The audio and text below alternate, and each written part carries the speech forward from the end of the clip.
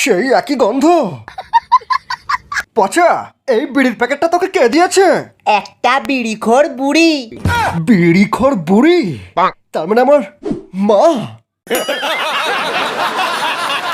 এটা এটা মায়ের হাতের তৈরি বিড়ি। একই বিড়ি অন্যজনও তৈরি করতে পারে। নানন্দা, তুমি হয়তো জানো না আমি কতদিন পরে এই বিড়িটা খেয়ে পেট ঝেড়ে হয়ে গেছি।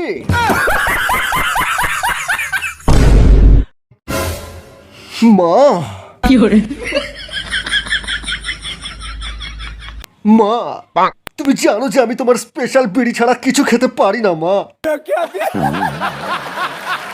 মা গো, আমাকে একবার একবার তোমার স্পেশাল বিড়িটা খেতে দাও মা। কতদিন আমার পায়খানা ক্লিয়ার হয়নি মা, একবার।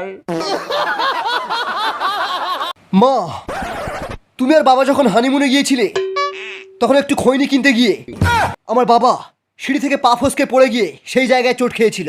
এ কথা তুমি জানলে কেমন করে? কাল রাতে বাবা আমার স্বপ্নে এসে বলে গেছেন, আরো বলে গেছেন বাবা আমার হওয়ার জন্য পাড়ার সমস্ত বিড়িখোরদেরকে একটা করে শান্তি বিড়ির প্যাকেট কিনে দেওয়ার মানত করেছিলেন, কিন্তু বাবা তা দেননি।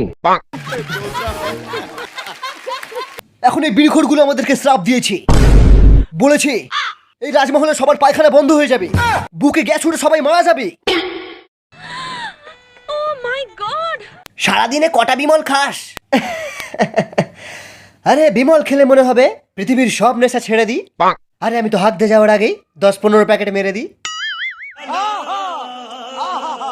বাবা, আমার বাইকে তেল শেষ হয়ে গেছে। কাল তো 50 টাকা দিলাম। 50 টাকা?